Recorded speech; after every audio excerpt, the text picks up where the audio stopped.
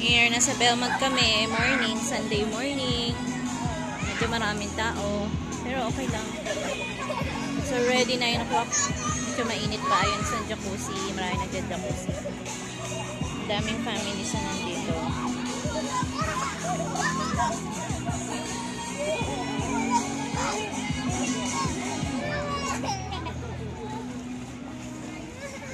Nasa almost rooftop na kami.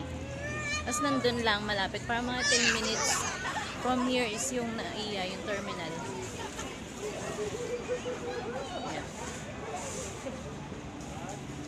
Yun doon. Nakikita pa nga namin yung mga airplane dito. Nakakatuwa.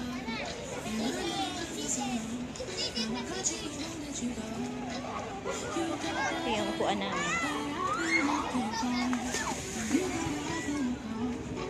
Si Maris medyo giniginaw na.